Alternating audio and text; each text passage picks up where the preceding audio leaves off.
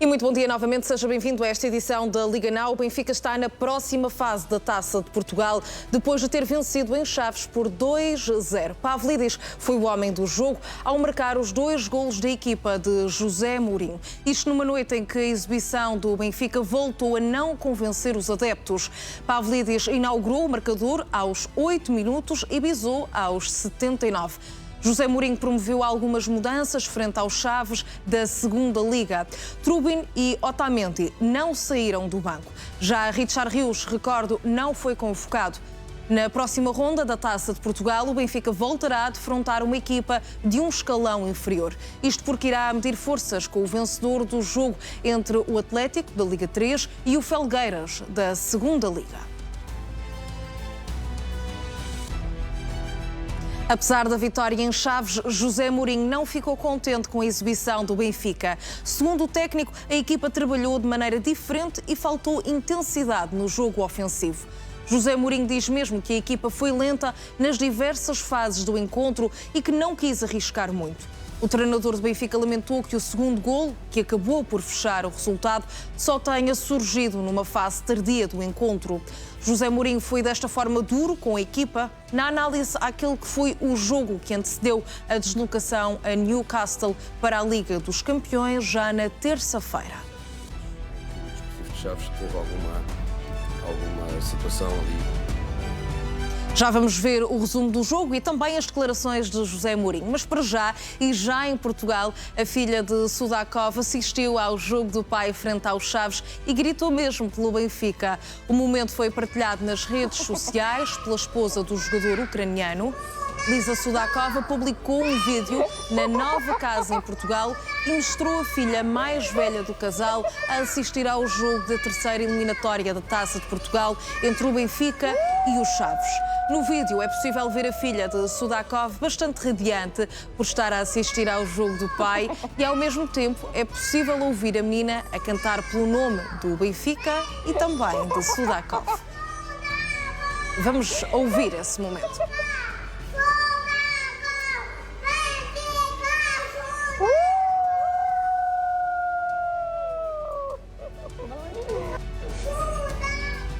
E também as eleições do Benfica são naturalmente um tema em destaque. João Noronha Lopes festejou de forma efusiva um dos golos do Benfica frente ao Desportivo de Chaves.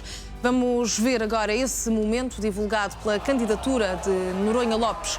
O candidato à presidência do Benfica assistiu ao jogo da Taça de Portugal na casa do clube, em Almada.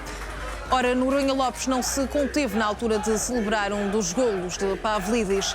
Assistiu ao encontro equipado a rigor com uma camisola do Benfica.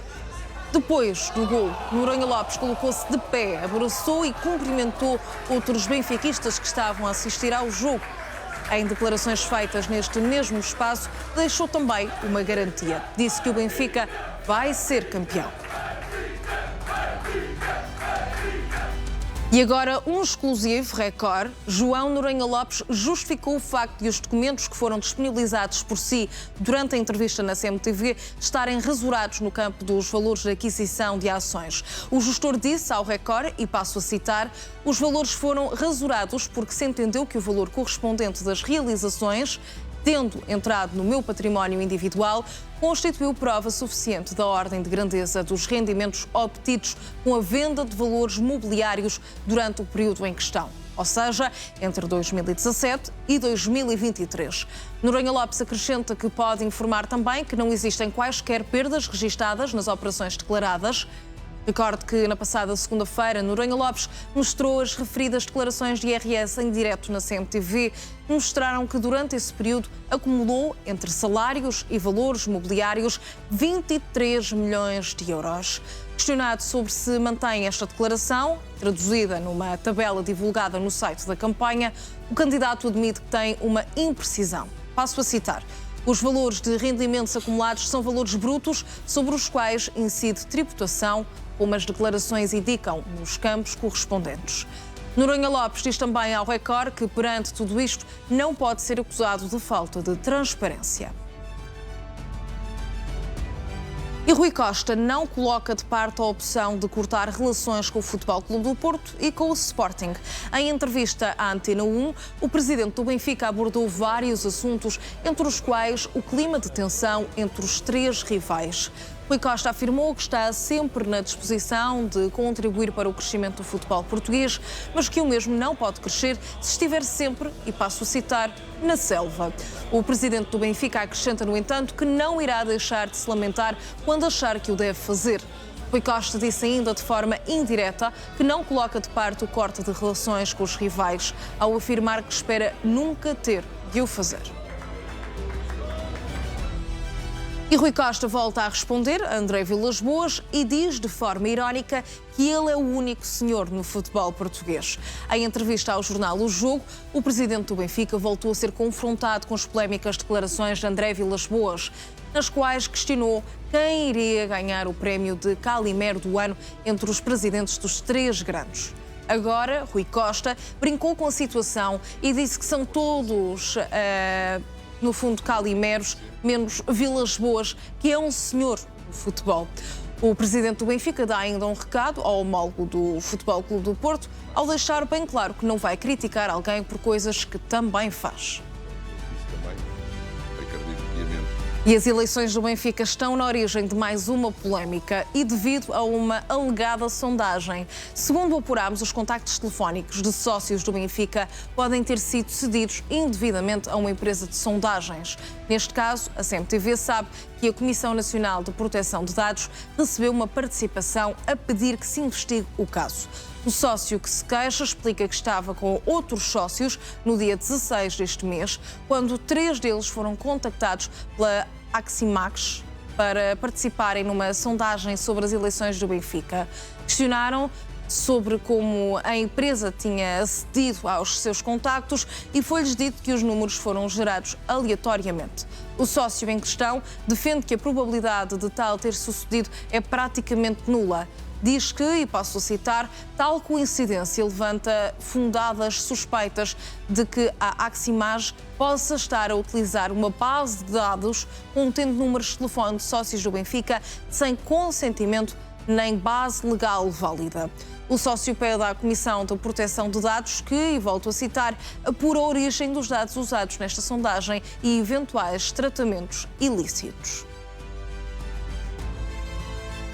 E o Conselho de Arbitragem considera que o lance entre Denis Gul e António Silva no Clássico não merecia intervenção do VAR. Em declarações ao canal, logo não deverá haver intervenção do VAR porque não há um erro claro da equipa de arbitragem em campo.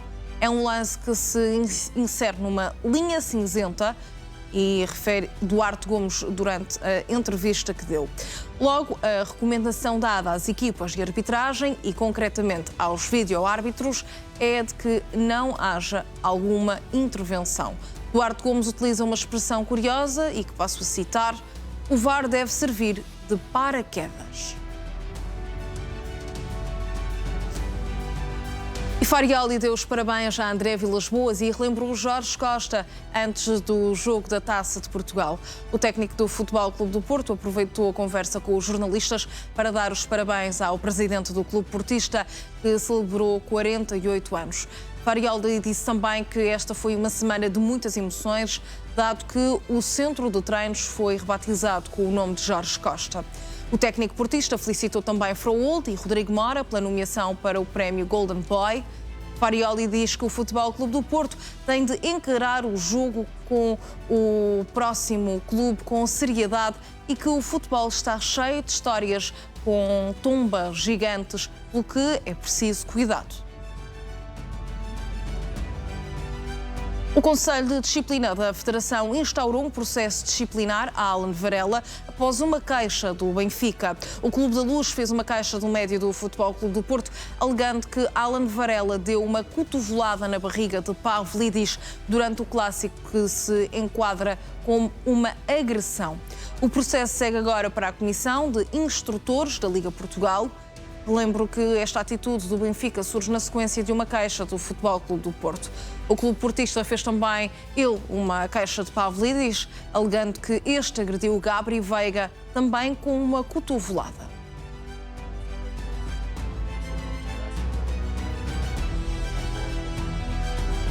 André Vilas-Boas fez ontem 48 anos e traçou novos desafios para cumprir até ao final do mandato em 2028. O presidente do Clube do Porto, que assumiu o cargo há 16 meses, ambiciona transpor para o plano desportivo o mesmo sucesso alcançado na gestão. Até porque a SAD registrou o melhor resultado de sempre, com 39 milhões e 240 mil euros de lucro no exercício referente a 2024-2025.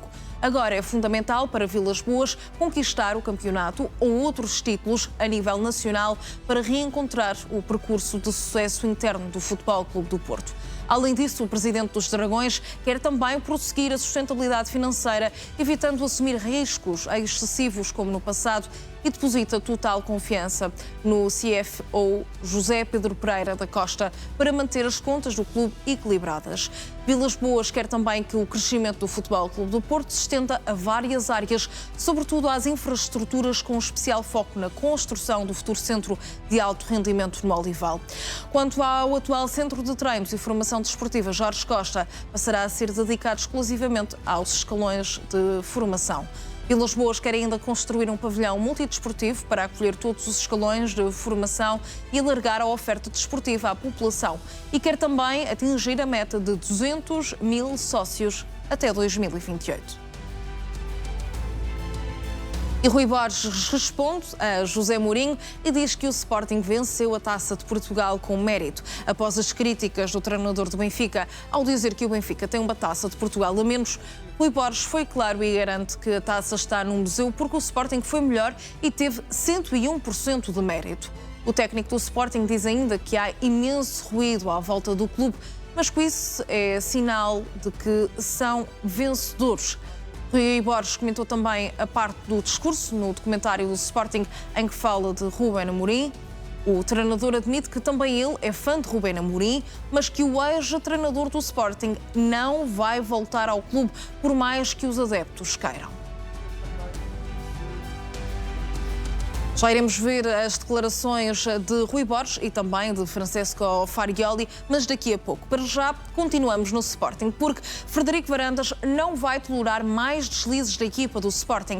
Esta é uma notícia do suplemento Mais Sport do Correio da Manhã deste sábado.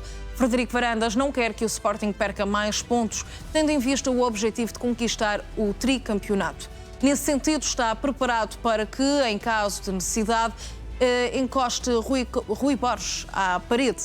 O técnico já não diz que há margem de erro. Além deste objetivo principal, Varandas também quer que o Sporting faça uma boa campanha na Liga dos Campeões e que esteja envolvido nas decisões da Taça de Portugal e da Taça da Liga. O Correio da Manhã revela também que Varandas não vai ter com Rui Borges a mesma tolerância que teve com João Pereira na época passada. Na base desta postura de Varandas está o empate com o Sporting de Braga, que deixou o presidente do Sporting muito insatisfeito. Destaque agora também para a chegada do Sporting, que chegou ontem ao início da noite ao Porto, onde pernoitou antes do jogo com o Paços de Ferreira para a terceira eliminatória da Taça de Portugal. Tudo decorreu num ambiente de grande tranquilidade, com poucos adeptos à espera da equipa de Rui Borges.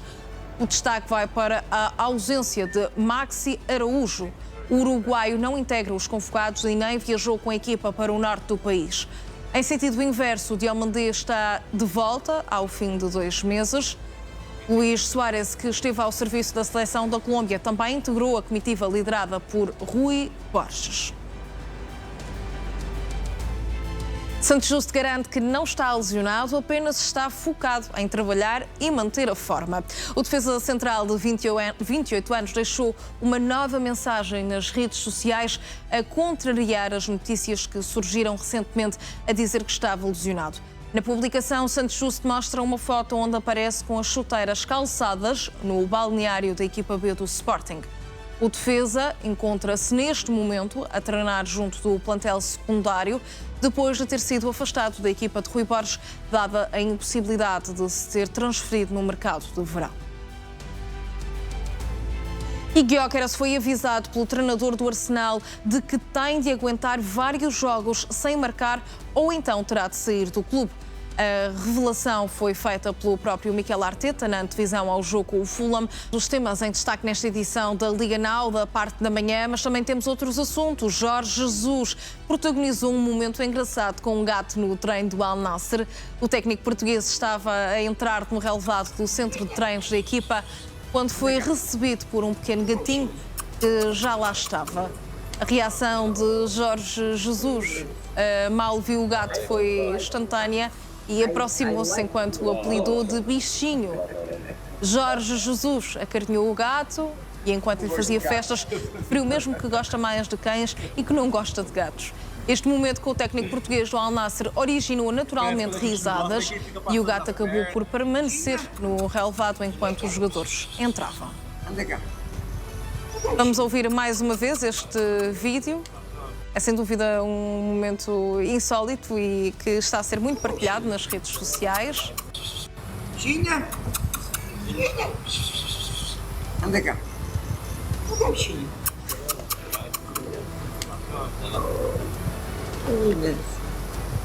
I don't like cats. I like dogs. Eu gosto mais de cães, diz Jorge Jesus, enquanto acaba por acarinhar aqui o gatinho que estava no relevado. Também os jogadores naturalmente foram dando festinhas ao animal. Jorge Jesus apelidou-o de bichinho.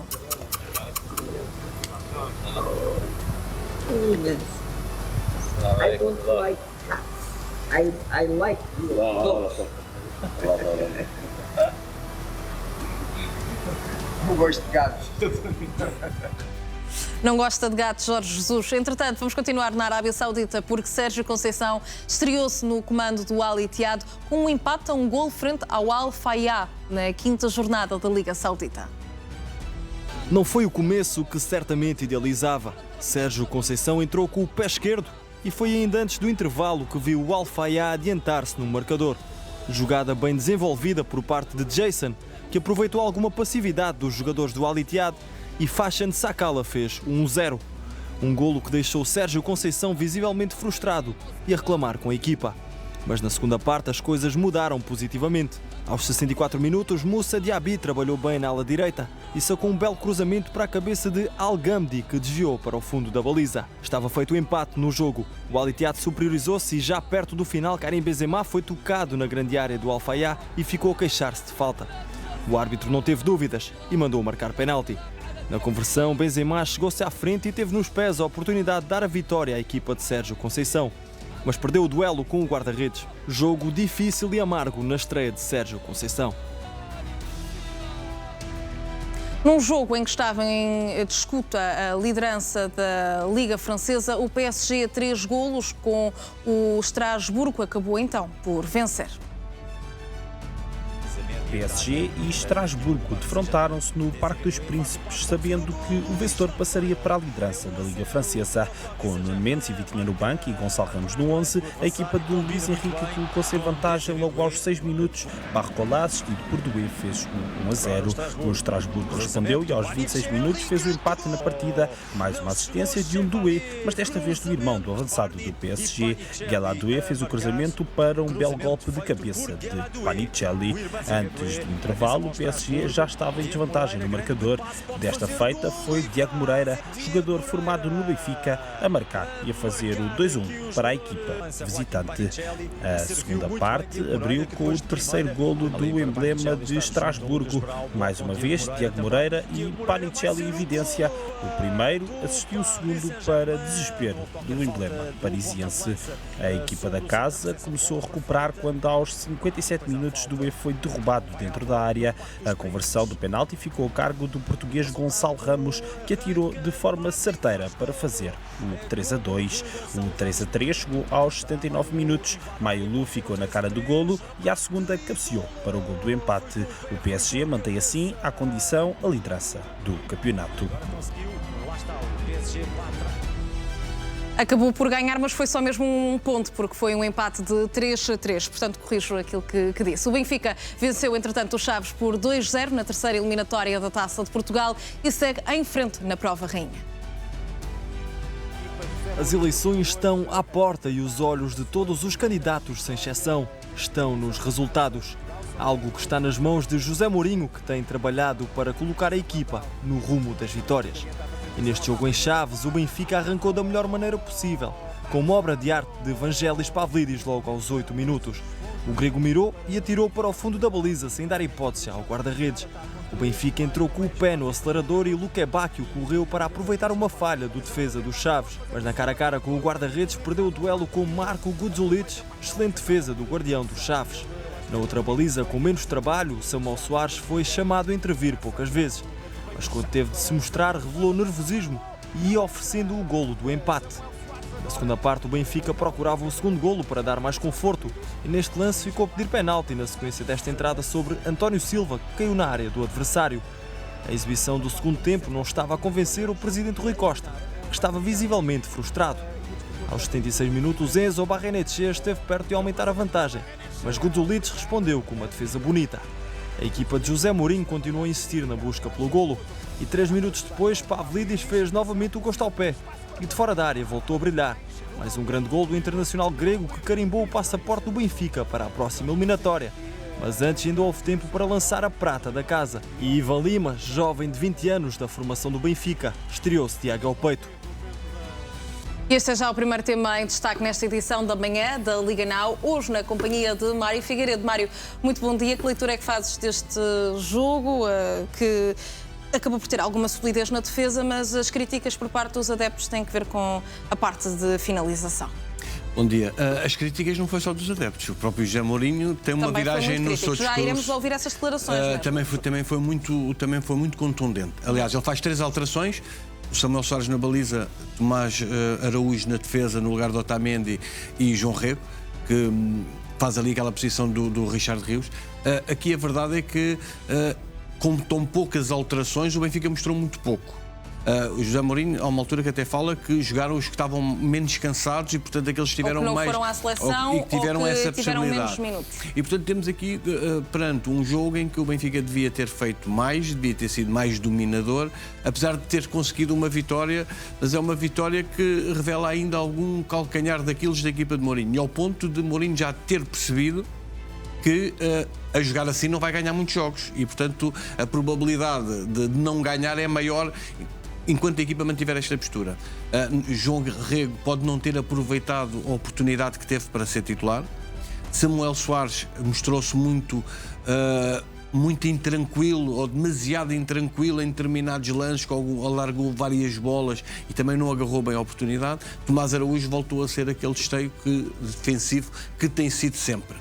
É um jogo em que Pavlidis acaba por ser a grande figura, obviamente, pelos 2 golos, mas são 2 golos em momentos cruciais. Um logo aos 8 minutos, portanto, quando marca o primeiro golo, dá logo aquele balão de oxigênio à equipa e tranquiliza a equipa para aquilo que aí vem. Mas depois o Benfica, na segunda parte, permite ao Desportivo de Chaves, equipa da segunda Liga, começar a disputar o resultado, a criar mais perigo, a acercar-se da sua baliza. E isso criou ali algum problema e depois acaba por ser resolvido também com o segundo golo de Pavlidis aos 79 minutos. Portanto, foi o segundo golo tardou, Mário? O segundo golo tardou porque o Benfica devia ter resolvido o jogo o mais rapidamente possível. As alterações não foram muitas, foram 3 alterações, mas o grosso da equipa, a espinha dorsal da equipa estava lá, dos titulares. Portanto, e é isso aí, é criar aqui esta dúvida, e é isso, quanto a mim, que faz com que José Mourinho depois altere o seu discurso e até seja mais contundente para dentro. Que não ficou satisfeito, apesar da vitória, porque é preciso não esquecer. O Chaves, apesar do seu passado de clube de liga, a verdade é que está na segunda liga. E, portanto, estamos a falar em orçamentos diferentes, estamos a falar em oportunidades diferentes, em jogadores diferentes, de preços diferentes. E, portanto, aquilo que se nota é como é que o Benfica, perante um adversário destes, demora tanto, ou tem tanta, revela algumas dificuldades que não devia ter Mas, demonstrado. Mário, pós-seleções é sempre mais complicado. O Benfica tinha 18 jogadores fora, até poderiam ser 19, caso o Áustros não tivesse acabado por renunciar. Portanto, era uma deslocação longe também, estavam reunidas, no fundo, todas as condições para que fosse difícil para o plantel, ou não? Não há desculpa. Repara, as desculpas são sempre possíveis de arranjar. Se nós formos analisar, o José Mourinho teve muito pouco tempo para preparar este jogo, mas foi uma opção dele. Preferiu jogar na sexta do que jogar no sábado. Portanto, abdicou deste jogo porque entendeu que este jogo era mais fácil que o próximo da Liga dos Campeões. E, portanto, vai ter mais tempo para preparar o jogo da Liga dos Campeões na terça-feira do que teve para este. Depois é preciso não esquecer uma coisa: o Desportivo de Chaves joga na segunda Liga. Portanto, a equipa B do Benfica defronta o Desportivo de Chaves. E, portanto, a equipa principal do Benfica tem que fazer mais e melhor. Repara, as mudanças que o José Mourinho faz na equipa, a dar oportunidades a João Rego, aos jovens, aliás, estreou o Ivan Lima, portanto, que é um jogador que é uma estreia também, e portanto é o primeiro jogador que o José Mourinho lança na equipa principal da equipa B pela primeira vez, portanto fica já marcado também com isso. Significa que José Mourinho mostrou vontade de dar oportunidade, de aproveitar este jogo para dar oportunidade. O que ele esperava, se calhar, era que a equipa apresentasse um futebol mais fluido, um futebol mais condizente, um futebol mais parecido, se calhar, com aquele que apresentou com o Porto, mas mais ofensivo, ou seja, aguerrido a defender, aguerrido no meio campo e depois mais letal na frente de ataque. A verdade é que quem marca os golos é o suspeito do costume, Pavlidis. Também veio das seleções, veio com o instinto matador, resolveu o jogo. Se me perguntas, o objetivo foi cumprido? Foi, claro, era passar a eliminatória, não passar por muitos sobressaltos. O Benfica efetivamente não passou por muitos sobressaltos, mas também é preciso não esquecer, é um jogo em que, frente a um adversário mais fraco, o Benfica tem que mostrar já mais qualquer coisa. Mário, já percebi que as declarações de José Mourinho não passaram despercebidas a ninguém. Começaste logo a conversa com isso, mas vamos ouvir essas palavras do treinador do Benfica a seguir a uma curtíssima pausa. Portanto, não saia desse lado. São as declarações de José Mourinho e daqui a pouco também de Rui Borges e Francisco Farioli. Fique connosco. Estamos de regresso nesta edição da Liga Now. José Mourinho não ficou satisfeito com a exibição do Benfica na primeira parte em Chaves. O técnico diz que estava à espera de mais da equipa. Eu acho que é uma vitória justa e tranquila, mas eu esperava um bocadinho mais. Pus em campo uma equipa que não tinha jogadores sobrecarregados de minutos. Os jogadores que jogaram de início foram jogadores ou que não foram às seleções, ou que jogaram pouco tempo nas seleções, ou que fizeram o último jogo nas seleções no domingo passado. Portanto, pus uma equipa que eu esperava que interpretasse o jogo do ponto de vista posicional como eu queria, mas também do ponto de vista da intensidade, e não aconteceu isso na primeira parte.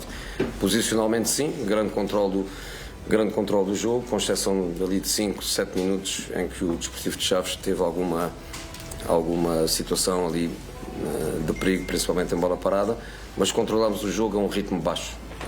Circulação de bola segura, mas lenta, sem grande objetividade. O jogador que recebia a bola, a primeira coisa que fazia não era olhar em frente, era olhar para o lado ou olhar para trás. Na primeira parte estive sempre tranquilo com o controle, mas não gostei. Na segunda parte fomos diferentes, apesar de só termos feito o golo já perto do final, mas fomos diferentes. Fomos mais objetivos, fomos mais diretos, pressionámos, recuperámos bola rapidamente, e o Chaves, que na segunda parte seguramente ia tentar chegar a situações de perigo, não chegou. Eu diria uma vitória merecida, uma vitória tranquila, mas eu como treinador esperava um bocadinho mais. Mário, está a deixar uma mensagem para dentro do balneário, ou até podemos mesmo dizer um alerta, um aviso daquilo que não quer que aconteça na terça-feira? Não, isto a mim parece-me claramente um puxão de orelhas aos jogadores. Não há dúvida nenhuma que não ficou satisfeito. Depois de ter andado a divagar na conferência de imprensa de antevisão sobre uma final da Taça de Portugal, em que ele nem sequer esteve presente, mas achou que tinha que entrar também neste bate-boca e, portanto, regressou ao bate-boca. Quanto a mim, mal, não tinha nada a ver com isso, não fazia muito sentido que ele esteja a abordar esse lance, mas dá-me a ideia que quis associar ao amigo Rui Costa e presidente do Benfica na campanha eleitoral. Já iremos a essas declarações, então, Mário. Portanto, achei que, de certa forma, foi um pouco isso. Agora, mais incisivo, já percebeu uma coisa: a equipa não está com a intensidade que ele pretende. Quando ele diz que a equipa recebia a bola e olhava para trás e para o lado, significa que a equipa não está confortável, nem está com aquele futebol objetivo, que o futebol, no fundo, acaba por se traduzir em golos. Quanto maior for o fluxo ofensivo da equipa, mais a probabilidade é de chegar ao golo. E é isso que ele nota que a equipa não está, e não entende isso. Repara, ele na frente de ataque, ele praticamente não mexeu na frente de ataque. Pavlidis, Sudakov, Luka Bacchio... Mexeu no João Rego. Sim, mas aí tirou o Richard Rios e mete o João Rego ali atrás. Mas repara, isto só para teres uma noção, naqueles três da frente, aqueles três eram os mesmos. E quem é que sobressai? Pavlidis, porque consegue fazer os golos, porque destaca-se com os golos. Portanto, não havendo as alterações, que não foram assim tão grandes, é natural que espere mais. Até porque se o adversário é mais fraco, se o adversário é de uma divisão inferior, é natural que ele queira aproveitar esse jogo para ter o tal futebol mais fluido, o futebol mais ofensivo, o futebol mais objetivo. E foi isso que ele não viu. E, portanto, quando ele começa agora já a virar as baterias para dentro e a agitar aqui o grupo, repara, não é à toa que ele diz que a primeira parte não foi bem conseguida. Eu até acho que o Chaves cresceu mais na segunda parte. Mas ele diz, a primeira parte não foi bem conseguida. E a verdade é um sinal para quem? João Rego não aproveitou a oportunidade, saiu ao intervalo, teve que ceder o seu lugar ao intervalo. E isso significa que José Mourinho quis usar o jogo para também dar aqui oportunidades, criar aquele conceito de que o jogador da equipa B pode chegar à equipa principal e ali umas subidas, criar ali uma via verde entre a equipa B e a equipa A, mas a verdade é que os jogadores têm que aproveitar essa oportunidade. E, portanto, aqui aquilo que notei foi das alterações que fez, houve situações que ele não gostou. Mas, Mário, não gostou da falta de intensidade. E repara, a intensidade, por vezes, também está relacionada com a atitude. Houve um controle de bola, mas também não houve aquela objetividade. Ou seja, o que estás a dizer é que os jogadores também podiam ter entregado essa intensidade, essa energia ou essa rapidez e foco? Eu penso que era isso que José Mourinho queria e era isso que José Mourinho pretendia, frente a um adversário, testar no fundo, sem fazer comparações, aqui fazer um testezinho ao trabalho que ele tem estado a fazer. É certo que os jogadores estiveram nas seleções, tiveram muito, a equipa esteve ausente, por isso é que ele também diz, e faz questão de dizer, para este jogo escolheu os jogadores que estavam mais descansados, os que foram às seleções e jogaram menos tempo, e os jogadores que ficaram cá. E, portanto, ele esperava mais, provavelmente, daquele trabalho que ele teve a fazer com esses jogadores que ficaram cá, esperava mais. Mas, Mário, e isso não se verificou. O que eu te ia perguntar é, como é que a jogar de 3 em 3 dias, a equipa do Benfica, como é que José Mourinho vai ter espaço, tempo para criar esses tais mecanismos de finalização ou ofensivos? Repara, como é que isso se consegue? Porque até ao Natal, mais ou menos, o calendário sim. vai ser assim. Só uma semana é que vão ter completa, praticamente. Sim, mas sabes que ainda ontem estávamos a debater o facto de ele ter optado por jogar na sexta-feira, com menos tempo de recuperação das seleções, logo sexta-feira, em vez de sábado, para ter mais dias para jogar terça na Liga dos Campeões. Houve a polémica com Bruno Lage, que jogou no sábado e depois teve outro jogo. Isto para te dizer o quê? Para te dizer que aqui a situação é, José Mourinho pensou, e bem quanto a mim, o Desportivo de Chaves, a equipa mais fraca, a equipa da segunda liga, e portanto os jogadores que vieram, os jogadores com quem eu estou a trabalhar, mesmo que seja segunda linha, e que não foram, só houve 3 que não são habituais titulares, portanto, apostou, acredito que estes vão ser suficientes. E a verdade é que houve controle, o objetivo foi atingido, a vitória, mas ele esperava ver mais, esperava ver a tal supremacia que não viu no fundo, que não viu na equipa. A tal falta de intensidade, o ter a posse de bola, mas uma posse de bola muito para trás e para o lado, quando deve ser uma posse de bola mais objetiva. E, portanto, nota-se aqui duas coisas. Uma mensagem para os adeptos, José Mourinho a dizer, não é esta a equipa que eu quero uma equipa mais objetiva, mais agressiva, mais a procurar o golo, mais dominadora, para mais frente a um adversário de uma divisão inferior. E também para os jogadores a dizer, não, assim não vamos a lado nenhum. Jogar para trás e para o lado não é isso que eu quero. Eu quero é dominar os jogos, eu quero ir para cima, eu quero fazer golo, quero criar oportunidades. Ganhamos por 2, quer ganhar por 3, ou por 4, ou por 5. E foi isso que não se verificou. E eu penso que aí é que é a crítica interna. Já percebeu que os jogadores que têm, e fruto do trabalho que ele está a desenvolver, que é preciso aqui dar um abanão aos jogadores. E foi acho que é isso que ele faz, que é o puxão de orelhas e um abanão a acordá-los para aquilo que aí vem, porque as dificuldades na terça-feira vão ser muito superiores. Acho que quem deu um abanão a José Mourinho foi também Rui Borges. Vamos então a estas declarações sobre a Taça de Portugal. Hoje também joga o Sporting e Rui Borges respondeu às críticas de José Mourinho, que disse que o Benfica tem uma Taça de Portugal a menos. O treinador entende que a taça está no Museu do Sporting porque foi melhor e que o ruído é apenas do Benfica. Eu estou focado naquilo que é que nós podemos fazer na Taça de Portugal. O ruído é imenso, sempre e a toda a hora, para com o Sporting em relação a tudo. É sinal que somos vencedores e que no passado temos ganho bastante, ou mais que os outros. Por isso, o meu foco é só e apenas focar-me no jogo da Taça, perceber que vamos lutar por um troféu que já está no nosso museu,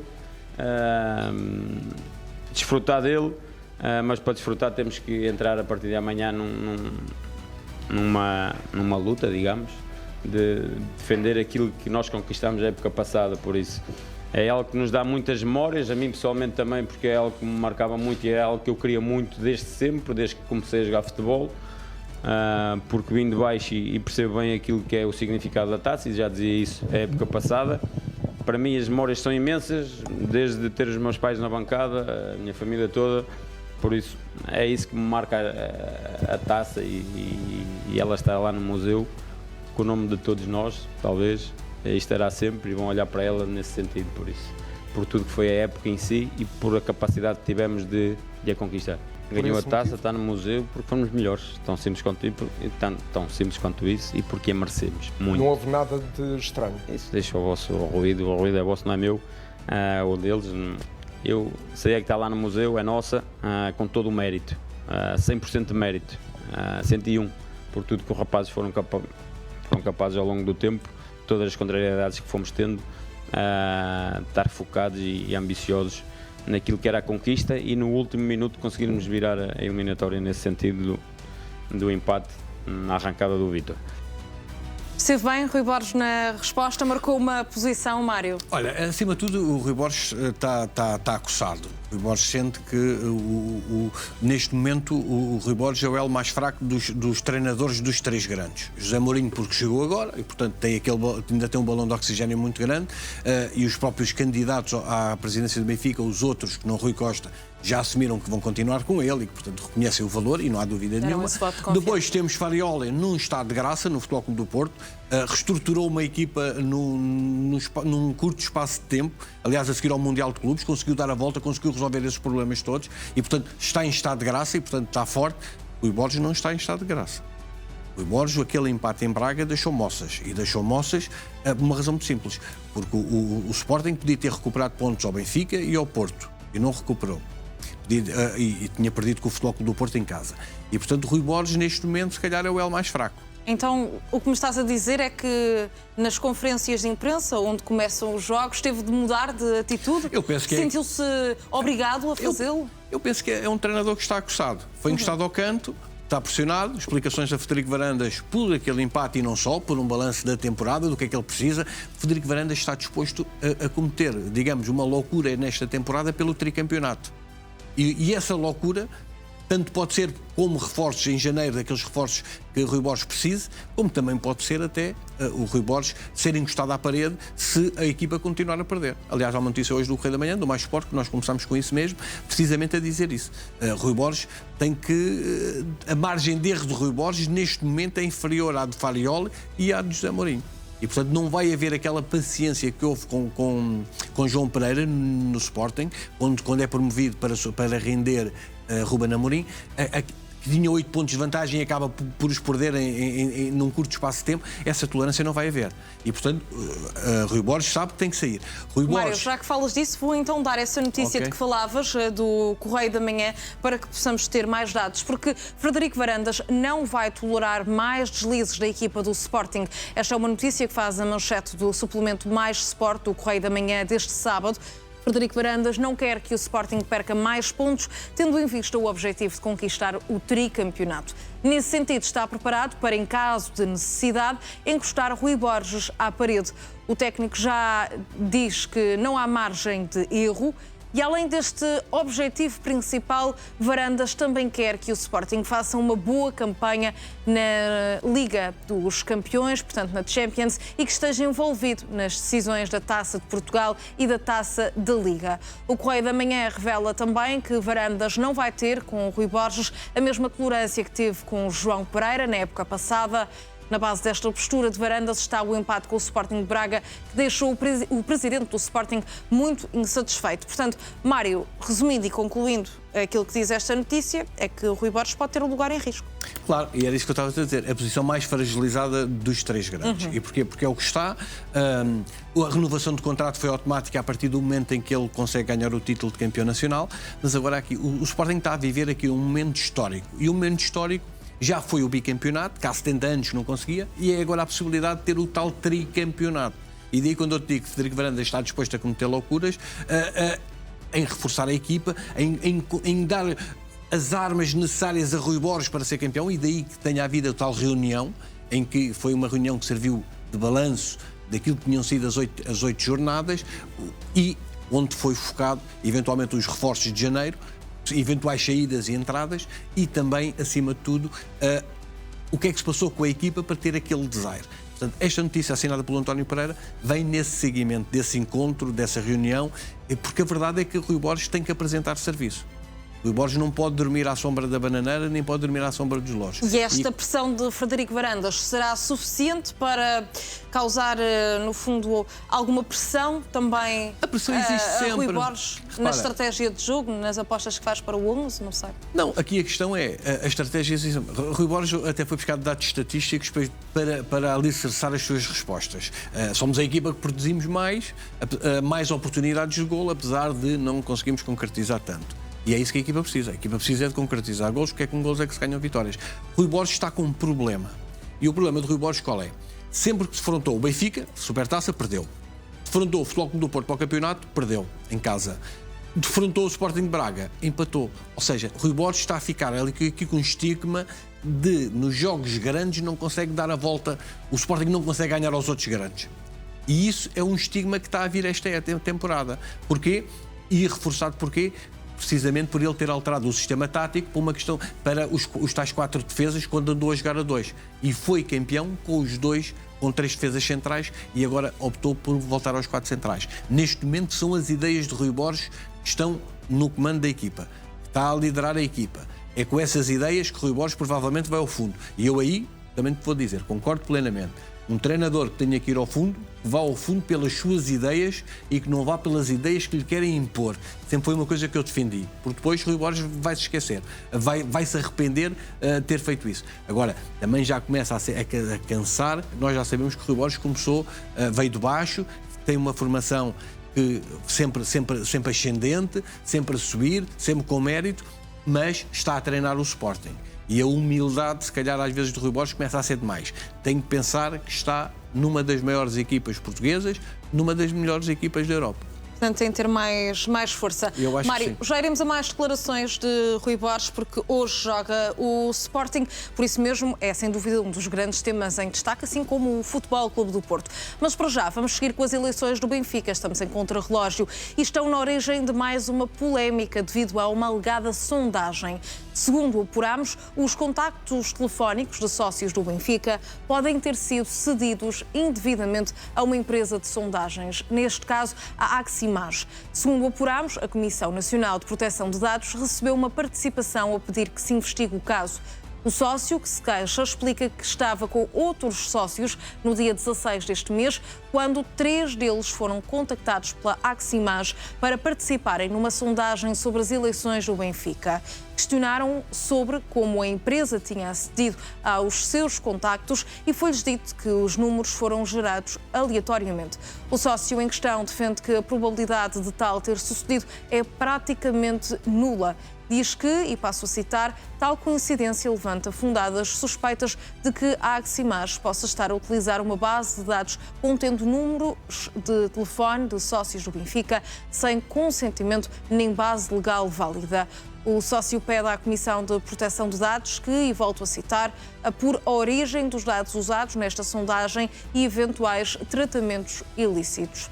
Mário, caso venha a confirmar esta queixa à Comissão Nacional de Proteção de Dados por uso indevido de dados dos sócios, quem é que pode ser responsabilizado? Depende de quem é que pediu a sondagem ou quem é que apagou a sondagem. Repara, se a Aximage se tiver ligações, quem pode ceder aqui os dados, isto é preciso, estes dados de sócios, quem é que tem acesso a eles? Neste momento, entre os candidatos, quem é que pode ter acesso? Só há um que pode ter acesso, Rui Costa. E, portanto, se foi Rui Costa ou a candidatura de Rui Costa a solicitar este trabalho da Aximage para esta sondagem, para também ele próprio aferir os resultados, aqui a questão é um bocado essa. Só pode ter sido Rui Costa a ceder. Não estou a ver um candidato... É a única pessoa que pode fornecer esses dados, Mário? Pode não ser o único, mas a verdade é que se nós analisarmos, faz sentido que quem tem acesso a estes dados, partindo do princípio que a pessoa mais direta, se calhar um funcionário que esteja mais direto a essa questão dos sócios, a possa ter usado, não vai dar a um dos outros candidatos, não me parece, quer dizer, vai-se manter se calhar tranquilo e em sossego. Agora, eu admito que possa haver uma coincidência dos números. Não, estamos a falar em 3 sócios, estamos a falar se calhar numa base de 600 ou 1200, eu não estou bem por dentro desta sondagem e, portanto, significa que pode ter havido uma coincidência. Mas não, a não haver coincidência, fica sempre essa dúvida. Quem é que tem acesso aos dados? Quem é que os podia divulgar? Quem está dentro do clube? Quem pode mandar? E aí, se calhar, Rui Costa pode ter alguma responsabilidade nisso, se é que foi ele que divulgou. Admito sempre também que possa haver a tal coincidência, que são raras, mas que podem acontecer. Agora, admito que os sócios se sintam defraudados, provavelmente são apoiantes de outras candidaturas e daí tenham avançado já com este pedido e com esta e tenham-se manifestado muito agressivos, até porque se calhar desconfiam com isso. É mais um foco de estabilização, é mais uma nuvem que vai parar sobre Rui Costa, porque quanto a mim, só ele é que teria essa capacidade de poder ceder esses dados. Bem, Mário, eu sinto que tenho feito esta pergunta ao longo das últimas semanas, mas Rui Costa deve emitir agora um comunicado enquanto presidente do Clube da Luz e não como candidato. Aqui é sempre essa questão desse problema que nós temos tido, que é quando é que sabemos que é o Rui Costa candidato e quando é que é o Rui Costa presidente. E por vezes isso confunde-se e até os comunicados do Benfica se confundem com os comunicados da candidatura de Rui Costa. Não há dúvida que há aqui uma necessidade de esclarecer e quanto mais cedo esclarecer, mais depressa mata o monstro. Este monstro vai crescer. Porque agora há aqui 3 a fazer queixa. Com esta notícia pode haver outros que também foram contactados e que se vão associar a esta queixa e, portanto, isto vai crescendo, vai ser o efeito bola de neve. E, portanto, a tentativa de acabar já com isto é Rui Costa vir explicar e dizer que daqui não saiu nada. E dá a palavra dele e assume essa responsabilidade. Mário, vamos ter muito tempo para analisar toda esta questão nas próximas edições da Liga Now. Vai para o ar também uma no jornal à hora de almoço, mas não podemos fechar esta emissão da parte da manhã sem olharmos novamente para aquele vídeo que estávamos a ver de Jorge Jesus, que protagonizou um momento engraçado com um gato no treino do Al Nassr. O técnico português estava a entrar no relevado do centro de treinos da equipa quando foi recebido por um pequeno gatinho que já lá estava. A reação de Jorge Jesus, mal viu o gato, foi instantânea e aproximou-se enquanto o apelidou de bichinho. É, no fundo, Jorge Jesus a ser Jorge Jesus, Mário. Chama-se dizer que quem não gosta de animais não é boa gente. E para já, para quem não gosta de gatos, Jorge Jesus faz questão de frisar que é mais uma pessoa de cães. A verdade é que o gatinho até foi ter com ele, portanto, acredito que houve qualquer coisa que, acima de tudo, os treinadores também são humanos, também têm animais, ou já tiveram. É uma boa terapia para quem vive momentos de grande stress, como o futebol, como os jogos diários, essa pressão. Chegar a casa e ter um animal de estimação é sempre um bom incentivo e uma boa forma, uma boa terapia para se libertar desses stresses que têm. Quer jogadores, quer treinadores, acho que faz bem. A verdade é que Jorge Jesus, mesmo não gostando de gatos, revelou-se que é um amante de animais e, portanto, acho que só lhe fica bem e também fortalece também esse espírito como pessoa, baseando até naquela frase normal que as pessoas têm: quem não gosta de animais não é boa pessoa. Portanto, se Jesus tem este respeito pelos animais, é certamente uma boa pessoa. Mário Figueiredo, muito obrigada pela tua companhia nesta edição da Liga Now. Vamos ter uma nova no jornal à hora de almoço, perto da 1 da tarde, por isso não saia desse lado. Vamos olhar para este vídeo novamente com toda a certeza e também para o jogo do Benfica. Iremos voltar a ver o resumo, por isso não saia desse lado. Fique connosco agora, jornal à hora de almoço com Vânia Mateus.